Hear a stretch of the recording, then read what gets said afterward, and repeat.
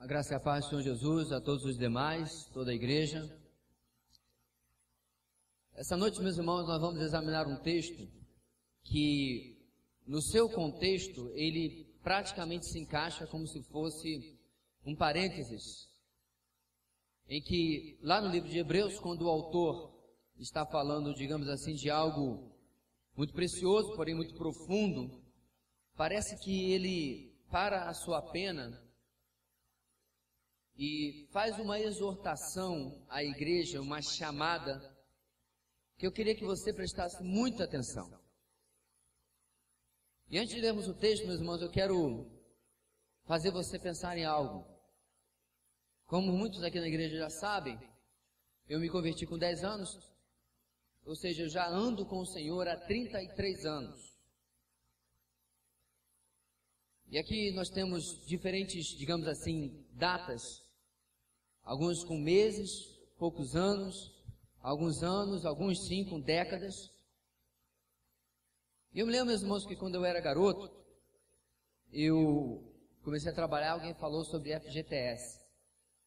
E com o tempo, eu fiz um trocadilho do FGTS, do direito trabalhista, e eu disse que tem muito crente achando que existe um FGTS espiritual, fundo de galardão por tempo de salvação. Gostou? Muito crente que acha que vai chegar lá na presença de Deus um dia e vai dizer: Deus, eu lhe servi durante 50 anos. E Deus vai dar uma olhada na ficha corrida do sujeito e vai dizer: dormiu grande parte desse tempo? Por outro lado, vai ter gente que serviu a Deus durante pouco tempo, talvez porque se converteu tardiamente, ou porque morreu logo depois de se converter, mesmo tendo se convertido jovem, e Deus vai olhar e vai dizer: puxa, quanta coisa que esse cabra, não sei se Deus fala cabra, mas eu falo, quanta coisa que esse sujeito realizou em tão pouco tempo. Brincadeiras à parte, meus irmãos, tempo de igreja, de conversão, não significa nada quando se trata do crescimento ou não de um cristão. O nosso título, o nosso tema da mensagem hoje é o seguinte: efeitos do atraso no crescimento espiritual. Efeitos do atraso no crescimento espiritual. E o nosso texto é o texto de Hebreus capítulo 5, versículos 11 a 14. Como eu falei, meus irmãos, o livro de Hebreus é um dos livros mais profundos que trata de explicar para a mentalidade judaica a transição das sombras do Antigo Testamento para a realidade do Novo Testamento. Algo que inclusive nós vimos na IBD da semana passada, como que o Antigo Testamento ele é cheio de símbolos, de coisas que eram a ideia, a sombra daquilo que Deus iria realizar na nova aliança, em Cristo, para nós, a igreja. Então, o autor de Hebreus, o qual nós não sabemos exatamente quem seja, ele trata de temas muito ligados à cultura judaica e tenta colocar para o povo a necessidade de mudança de mente, de transformação de conceitos, que você não pode, no cristianismo, pensar com a mentalidade da religião judaica. Nós podíamos tomar um paralelo em que agora, no cristianismo, nós não podemos pensar com a mentalidade do mundo, ou da religião da onde nós viemos. Tudo tem que ser revisto, tudo tem que ter uma releitura, para que nós possamos não acabar misturando as coisas, servindo a Deus, mas com caguetes da velha religião ou da velha vida, assim por diante. Então, meus irmãos, nessa explicação, ele no capítulo 4 vai passar, por exemplo, pelo versículo 12, tão conhecido: pois a palavra de Deus é viva e eficaz, mais afiada que qualquer espada de 2 gumes, ela penetra até o ponto de dividir alma e espírito, juntas e medulas, e julga os pensamentos e intenções do coração. E ele vai continuar no capítulo 5, ele vai falar sobre o sumo sacerdote e falar sobre Cristo como o supremo sumo sacerdote. Vai falar sobre Melquisedeque, aquele sacerdote lá de Gênesis, a quem Abraão se dirige para fazer uma oferta, não para o sacerdote, mas para Deus, através daquele sacerdote. E aí, o autor está elaborando de como o Senhor Jesus é o supremo sumo sacerdote. Não é só o sumo, é o supremo sumo, está acima de todos, é inigualável. E é Ele que não apenas faz o sacrifício pelo povo, mas Ele é o próprio sacrifício. É muito tremendo, meus irmãos, porque a linhagem de Arão, o primeiro sumo sacerdote, ele era o sumo, seus filhos eram os sacerdotes, todos eles levitas. Ele, no dia de Yom Kippur, o dia da expiação, ele pegava um animal e fazia uma expiação geral por todo o povo. E toda vez que alguém tinha algo para confessar, ele fazia o sacrifício. O nosso Senhor, ele faz sacrifício dele mesmo na cruz do Calvário. Bem, esse é o ambiente aonde nós vamos chegar no versículo 11. E nós queremos tratar o texto, porque é pequeno, e depois tratar algumas lições que ele traz.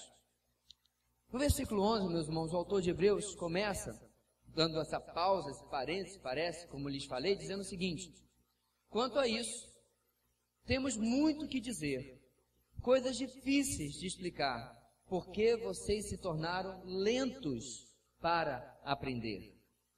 Embora a esta altura já devessem ser mestres, vocês precisam de alguém que lhes ensine novamente os princípios elementares da palavra de Deus. Estão precisando de leite e não de alimento sólido. Quem se alimenta de leite ainda é criança e não tem experiência no ensino da justiça. Mas o alimento sólido é para os adultos, os quais, pelo exercício constante, tornam-se aptos para discernir tanto o bem quanto o mal.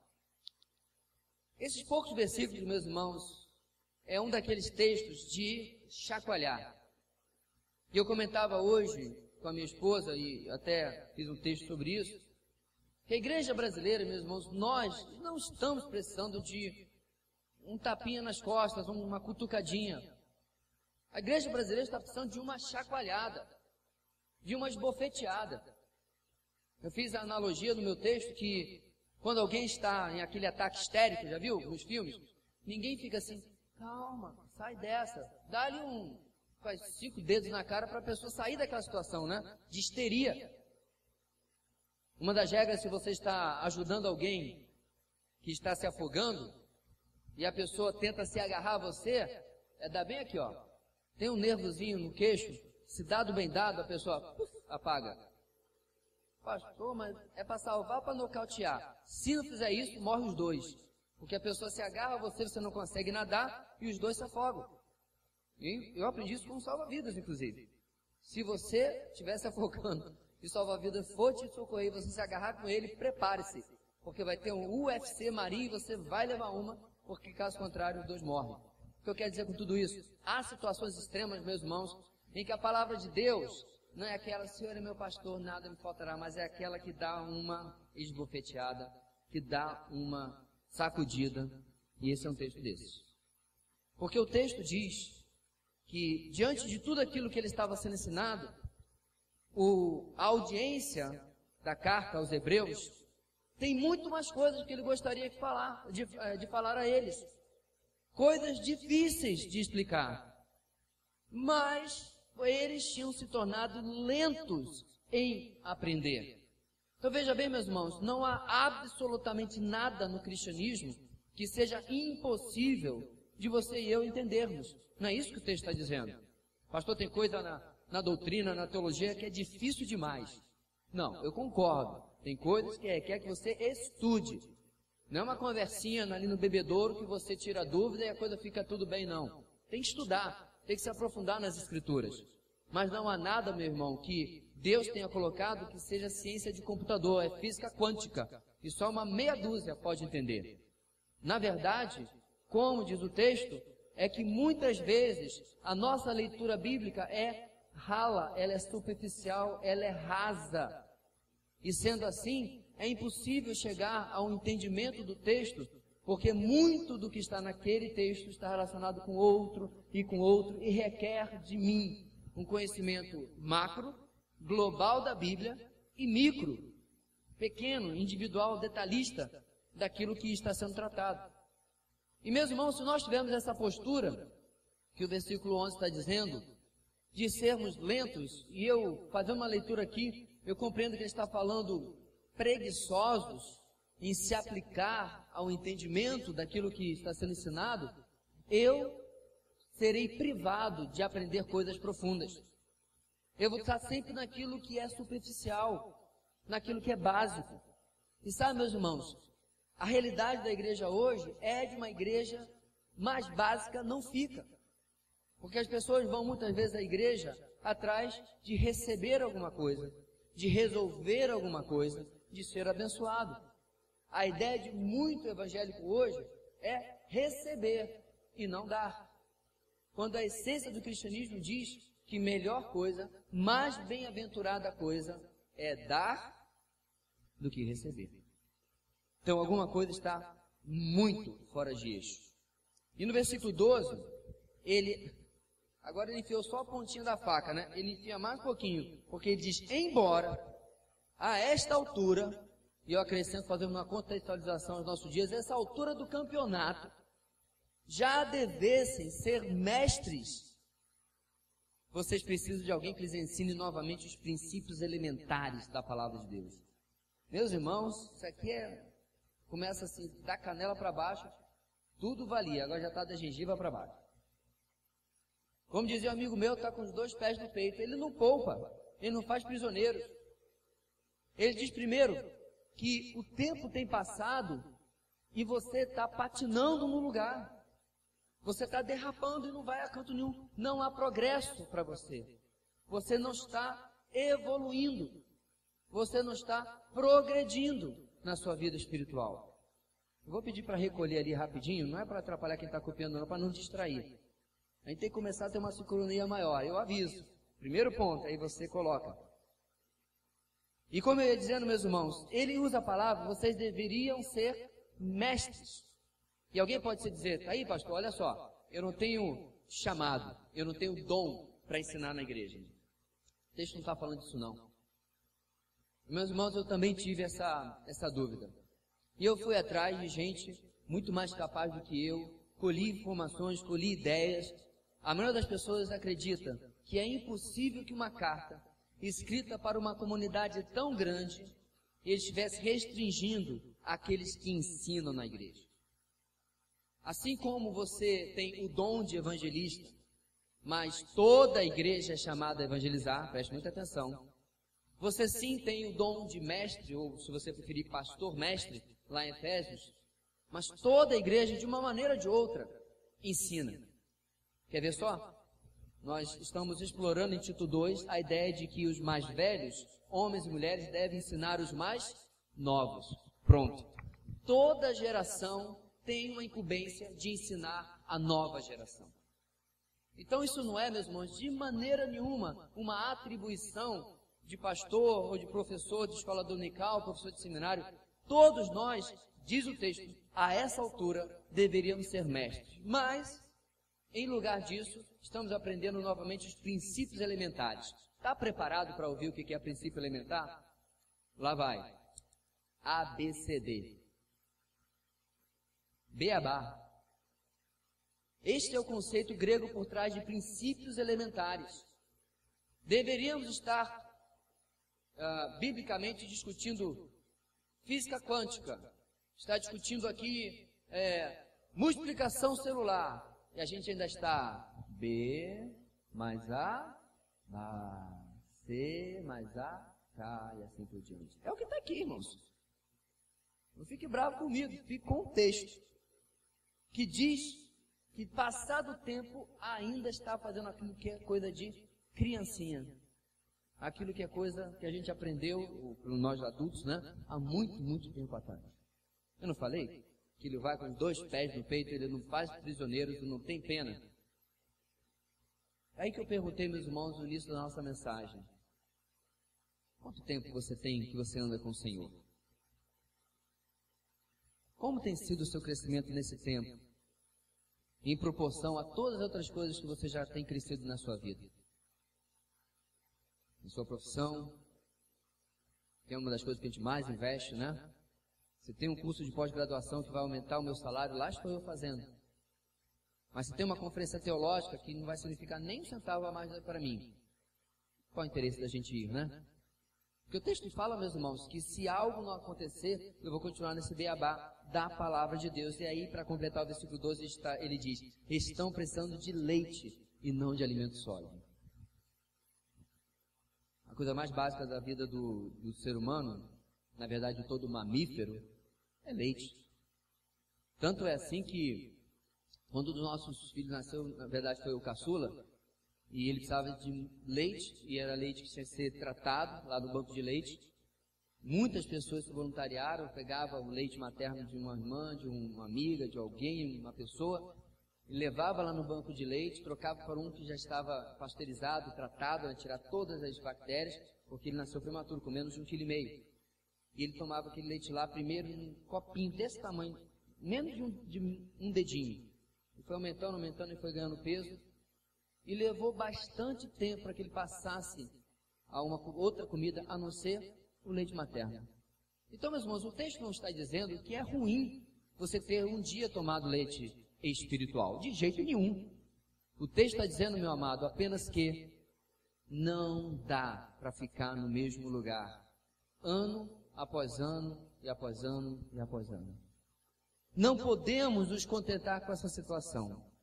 Porque ele diz no versículo 13, quem se alimenta de leite ainda é criança. E na verdade uma melhor tradução aqui era bebê. Porque a palavra grega ela é muito mais usada para aquela criança de colo. Não, porque criança é 5, 6, 7, 8 anos, não é criança ainda.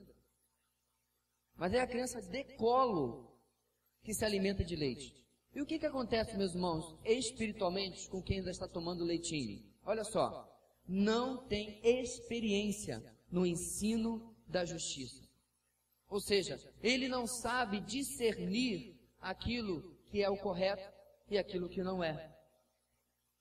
Dá para entender agora, meus irmãos, por que tem tanto crente dando cabeçada na vida com Deus, e na sua vida pessoal, e às vezes na vida material, na vida matrimonial, na vida profissional. Meu computador, meus irmãos, fica ligado 24 horas por dia. Nesse exato momento ele está lá em casa ligado.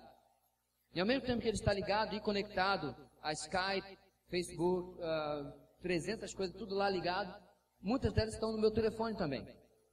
E talvez por isso, porque vem a bolinha verde lá, toda vez praticamente que eu chego no meu computador e eu já vejo aqui o aviso, tem alguém pedindo ajuda. E eu gostaria muito de dizer que é o tipo de ajuda de algo muito difícil teologicamente, que eu coço a cabeça e eu tenho, peraí que eu vou pedir ajuda nos universitários. Pastor, explica para mim alguma coisa da eleição, depravação total, coisa que a gente tem que, né? Hoje me fizeram uma pergunta tão óbvia, que eu quase não resisti à tentação de perguntar ao irmão, quanto tempo o irmão tem de convertido? E eu não vou falar aqui para expor a pessoa de jeito nenhum, é claro, mas meus irmãos, ajudo sem problema nenhum, mas eu fico perguntando, quanto tempo vai faltar para uma grande parte da igreja brasileira perceber, meus irmãos, que as respostas já estão aqui? É como uma frase que eu ouvi hoje, Senhor, mostra-me a tua vontade. Aí Deus abre os céus e diz, eu já mostrei, está na minha palavra. Não, mas eu quero de uma maneira mais fácil. E por isso, meus irmãos, as decisões estão sendo tomadas erradas, porque o texto diz que eles não têm ensino, experiência na justiça. Em fazer aquilo que é correto. E aí 10, 15, 20 anos depois de convertido, ele está cometendo os mesmos erros na sua vida pessoal, no seu casamento, na sua família, na sua profissão e assim por diante. Que cometia até mesmo antes de se converter. O 14 complementa dizendo, o alimento sólido é para os adultos, os quais, olha só irmãos, pelo exercício constante, tornaram-se aptos, capazes para discernir, olha aí, tanto o bem quanto o mal. Então, meus irmãos, quando a gente fala sobre sabedoria, tirando Salomão, que recebeu uma obra sobrenatural e instantânea de Deus, eu e você somos testados, provados, experimentados no certo e no errado, através como? Aprendo, pratico. Aprendo, pratico. E o nível vai subindo, do que eu estou aprendendo e do que está ficando mais difícil. Desculpa a comparação tão banal, como um videogame. Você sabe por que os primeiros níveis são tão fáceis? Para você não desistir logo daquele jogo, né? E continuar até que você se vicia naquela coisa. De certa forma, meus irmãos, a vida cristã, a vida com Deus é assim. No início da sua caminhada com Deus, pela sua enorme misericórdia, Ele levanta o pé. Para que você vá criando uma estrutura, uma casca, um aprendizado com Ele. Infelizmente, muitos não percebem isso e não crescem, não criam esta casca, não criam esta estrutura, e vai passando o tempo e as provas não podem sequer mudar de nível, porque se mudar, a pessoa desmorona. Hoje eu estava ouvindo, meus irmãos, um dos pregadores que eu mais admiro,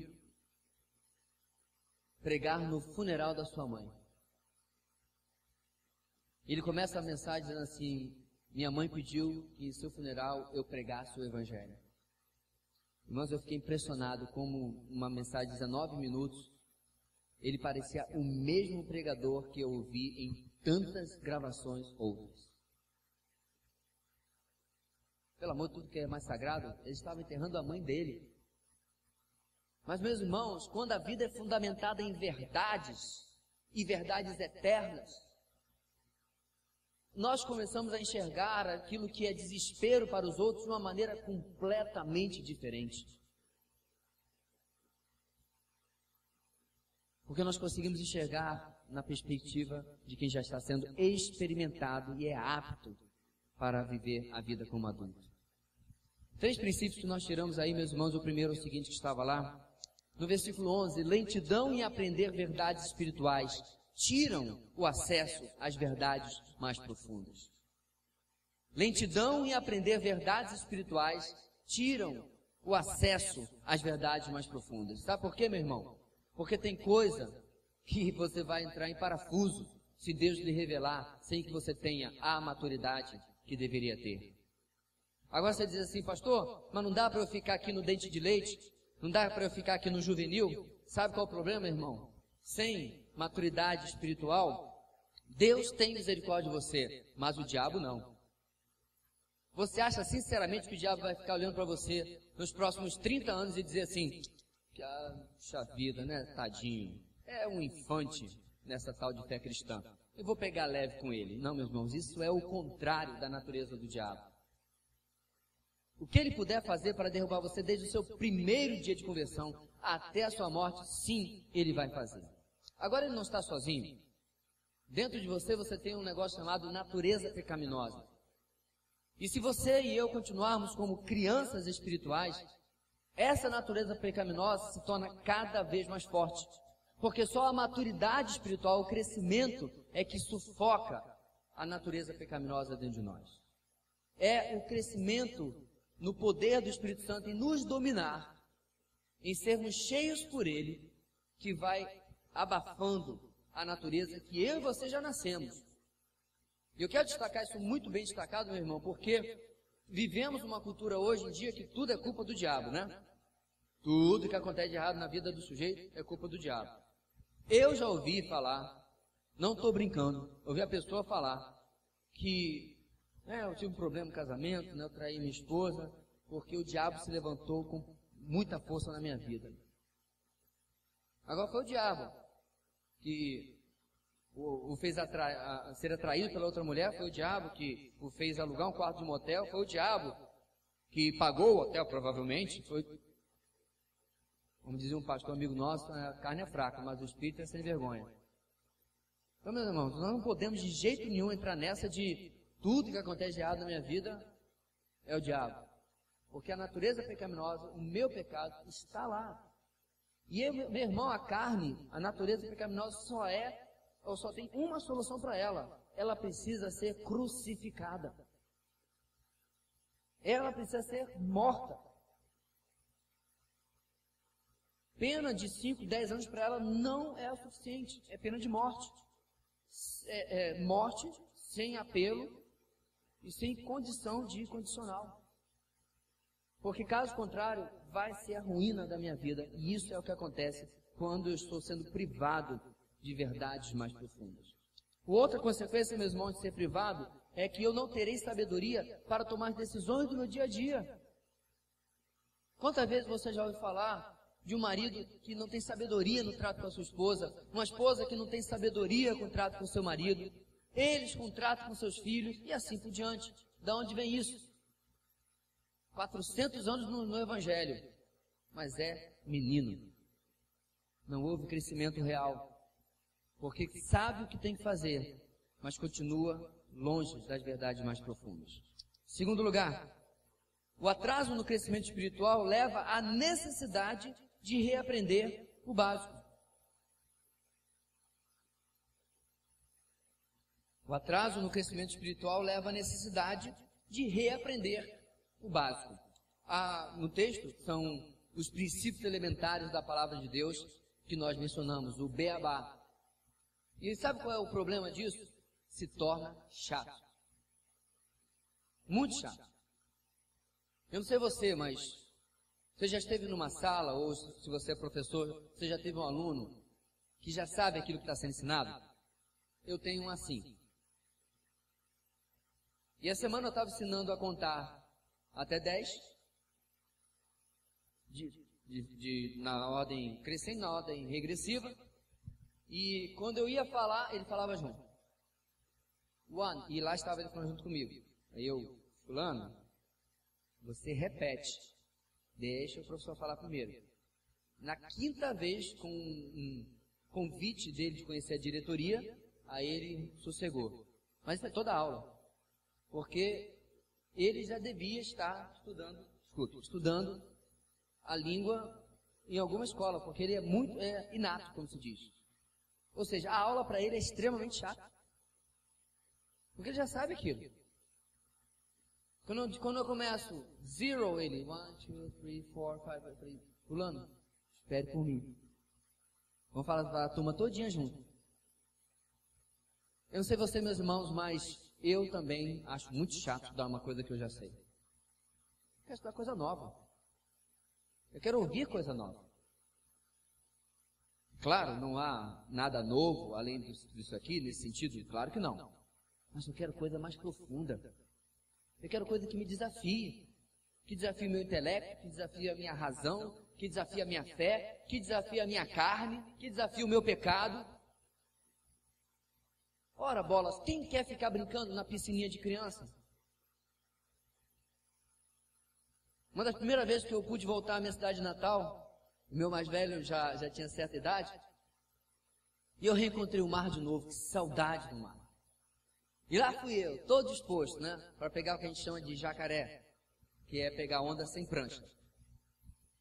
E lá estava meu filho desse jeito, na areia, preocupado que eu fosse morrer lá naquelas ondas terríveis. E eu falei, menino, volta lá com a sua mãe, deixa eu me divertir um bocado. Aí depois de brincar, antes de ter feito isso, eu tinha ficado bons minutos na areia, brincando de arinha com ele, negocinho de coisa de pai. Cá entre nós, ninguém quer fazer isso o verão inteiro. Porque eu fui criado na praia, quero pegar onda, quero ir lá onde o pé não dá mais. Sabendo, é claro, né, irmão? Por que na vida cristã, por que cargas d'água na vida cristã eu ia ficar na piscininha de criança? Meus irmãos, não há limite para aquilo que você pode aprender de Deus. Não há limite daquilo que você pode conhecer de Deus. Acho impressionante, meus irmãos, toda semana eu descubro algo tremendo para ler, para ouvir, para assistir. E o que eu acho mais interessante, meus irmãos, é que Deus pega coisas de 10, de 20 anos atrás e fala com você. Hoje eu estava ouvindo uma canção que eu estou planejando a gente cantar nos próximos domingos aqui, do Vencedores por Cristo, 1988. Nem lembrava que era tão antigo assim.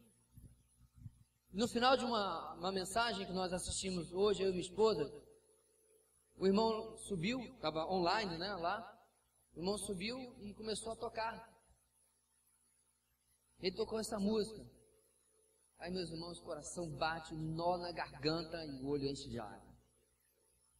Você começa o filmezinho das coisas que você já viu com o Senhor.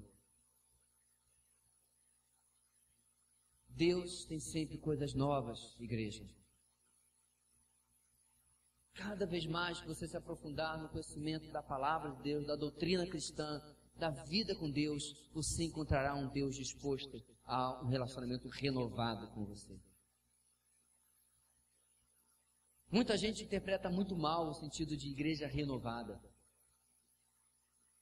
Infelizmente, igreja renovada hoje se tornou sinônimo de igreja com um monte de pentecostalismos e pentecostolices e um monte de excessos e coisas absurdas. Esqueça isso. Porque você pode, meus irmãos, sendo fiel à palavra de Deus, ser uma igreja reformada e renovada. Reformada porque você tem uma doutrina firme. Reformada porque você crê naquilo que homens e mulheres morreram durante séculos para que pudesse chegar até nós. Porém, renovada porque todo santo dia Deus está pronto a ter um relacionamento vivo e renovado com você. Não é porque você vai fazer coisas estapafúrdias, mas porque o seu ânimo será renovado, a sua disposição para o trabalho será renovada, a sua disposição para vencer a carne será renovada, a sua disposição para andar a segunda milha e dar a capa, como Jesus nos ensina, será renovada. Como isso acontece, meus irmãos? Lá onde as águas são mais profundas. Na beirinha, só tem beabá. Lentidão em aprender verdades espirituais tiram acesso às verdades mais profundas.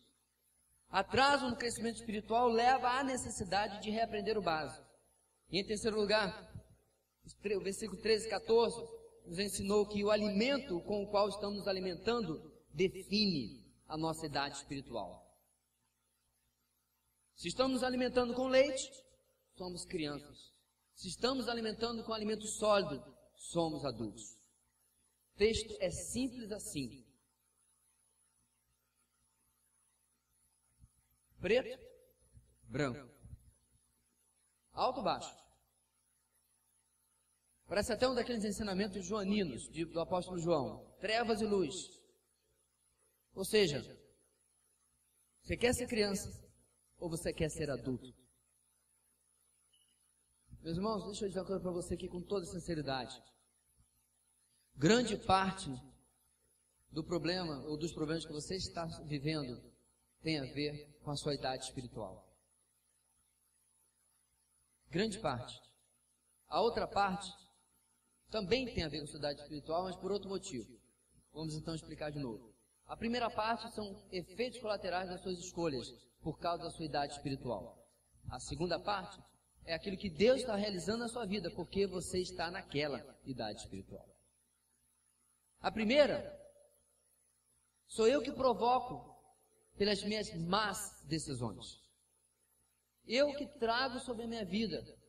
Por ao invés de seguir a palavra de Deus, eu decido fazer aquilo que eu quero e não aquilo que a palavra me instrui. É tão interessante, meus irmãos, quando alguém me faz uma pergunta muito óbvia, ao invés de dar-lhe a resposta, eu lhe dou o texto. Diga-me diante desse texto, irmão, o que você acha? Às vezes as perguntas nem são tão óbvias. Esta semana, uma irmã que está começando a frequentar a nossa igreja, me fez uma pergunta doutrinária por causa da igreja, entre aspas, de onde ela veio. E ao invés de dar o peixe pescado, né, tratado e na grelha, eu dei para ela 2 textos longos e falei, leia os textos e responda as seguintes perguntas. Depois eu liguei para ela de novo. A irmã fez o dever de casa? Eu falei, fiz. E é impressionante, eu li várias vezes e com muita calma. É impressionante como está tudo ali. Meu irmão, Deus já nos deu tudo o que nós precisamos para a vida e para a piedade. Pastor, que frase bonita, é sua? Não, é Bíblia. Deus já nos deu tudo o que nós precisamos para a vida e para a piedade. Está decepcionado com alguém? A Bíblia tem a resposta. Está pensando em perdoar alguém? A Bíblia tem a resposta. Você magoou alguém? A Bíblia tem a resposta. Todos os problemas de relacionamento, a resposta está na palavra de Deus. Agora seria fácil se fosse uma simples bula de remédio com um tamanhozinho desse aqui, você pudesse ler rapidinho em 10 minutos. Mas é um livro profundo e requer que você vá nas águas mais fundas. Para que você, meu irmão, deixe a piscininha de criança, deixe o beabá e comece a se aprofundar. Agora deixa eu abrir um parênteses aqui e completar dizendo o seguinte: muitas vezes nós conhecemos muito, que está cheio, cabeça, decoramos os versículos, sabemos os conceitos, até conhecemos a doutrina. No entanto, ainda continuamos crianças porque não obedecemos. Então veja bem, meus irmãos, o que o autor de Hebreus quis falar com esses irmãos do seu tempo, e conosco também, não era apenas encher a sua cabeça de teologia e de conhecimento, o que é muito importante. O que você crê define o que você faz. O problema é esta parte. Você aprendeu, você entendeu, você estudou, você se aprofundou, e agora o que você vai fazer? Quer um teste? Qual é o seu procedimento quando ninguém está vendo? A não ser o Senhor, é claro. Você está absolutamente sozinho. Você é a mesma pessoa que você é na frente dos outros? O seu discurso bate com a sua prática? Porque, meus irmãos, Deus deseja de nós um crescimento que seja completo, que seja inteiro. Eu sei, eu creio, eu faço. Não apenas sei. E não apenas creio, nossa, é muito bom, mas eu pratico aquilo que eu aprendo da palavra. Eu estou construindo a minha casa sobre a rocha, como o Senhor me mandou. Percebam, meus irmãos, que o texto vai terminar, e aí no capítulo 6, ele já começa dizendo: portanto, deixemos os ensinos elementares a respeito de Cristo e avancemos para a maturidade, sem lançar novamente o fundamento do arrependimento de atos que conduzem à morte, da fé em Deus, da instrução a respeito de batismo, da imposição de mãos, e continua assim.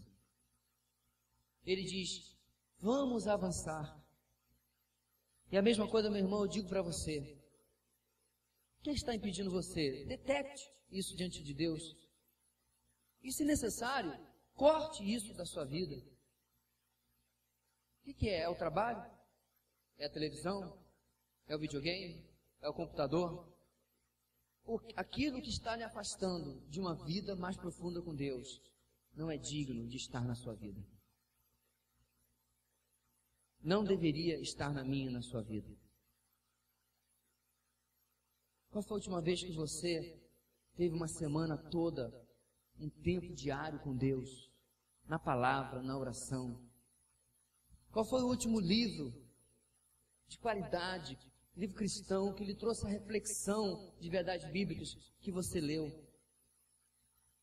Qual foi a última vez que você parou numa noite livre, ao invés de ligar a televisão e ficar vegetando de programa em programa, você de repente foi para a palavra, para um livro, ou ligou a internet, como eu já falei tantas vezes, tem tanta coisa boa. O que eu quero dizer, meu irmão, é que nós vivemos em um tempo onde não há desculpas para não crescer. O pastor Franklin Ferreira, que esteve aqui na conferência missionária, ele falou uma frase que eu não lembro exatamente as palavras, mas que dizia mais ou menos o seguinte: nunca em nenhuma era se teve tanto conhecimento bíblico ao nosso dispor. Nós temos, meus irmãos, só no Brasil, para mais de 20 versões bíblicas. Nós temos inúmeros sites. O YouTube está abarrotado de vídeos. Tem muita porcaria, mas tem vídeo de qualidade.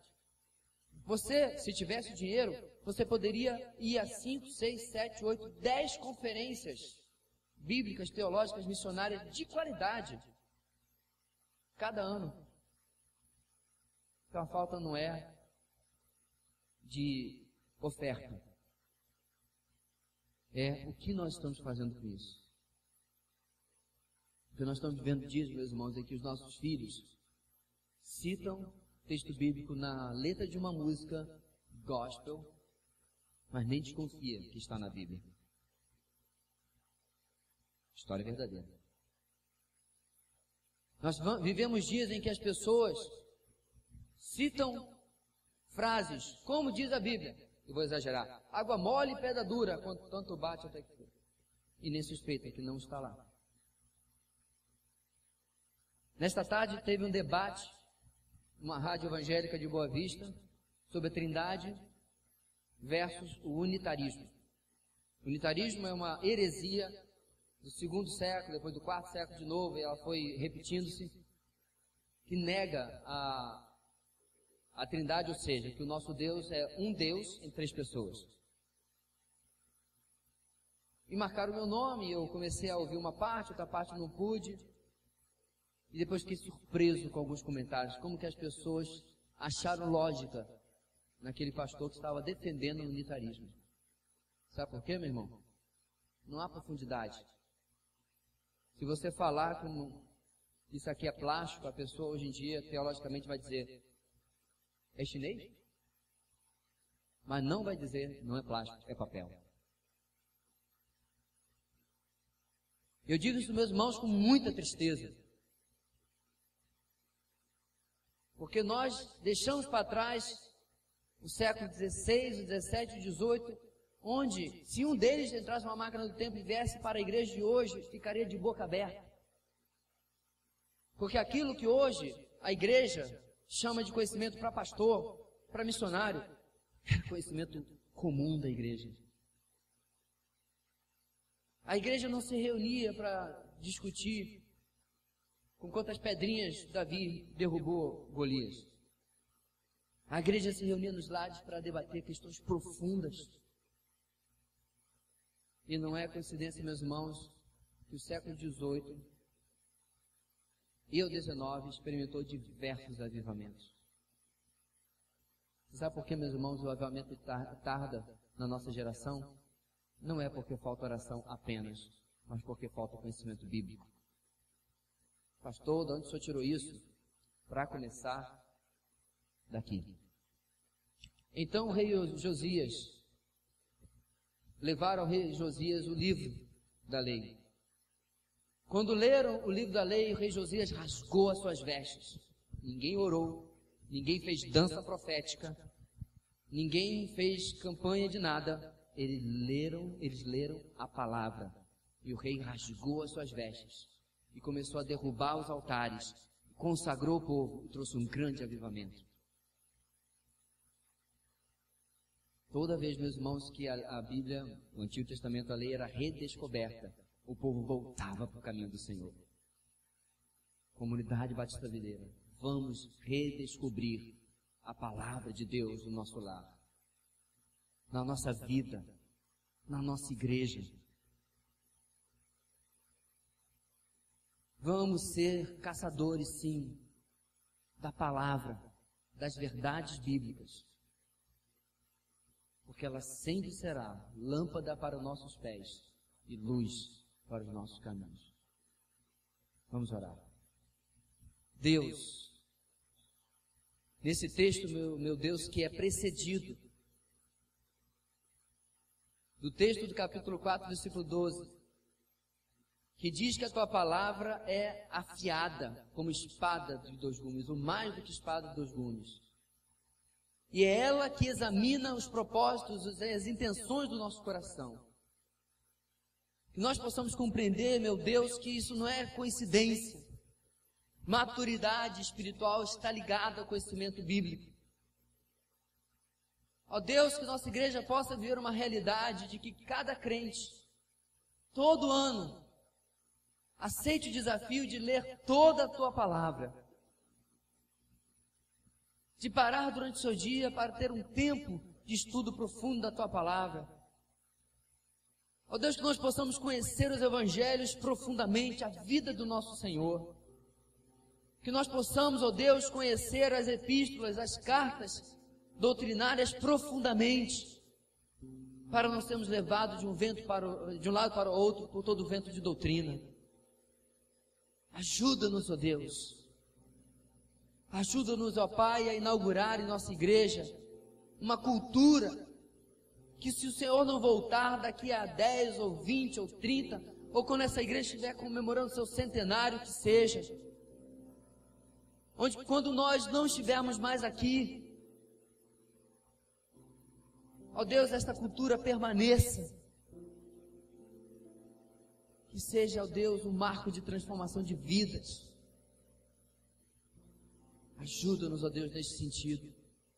Ajuda-nos. Nós oramos no nome do Senhor, no nome daquele que é a palavra, no nome de Jesus. Amém.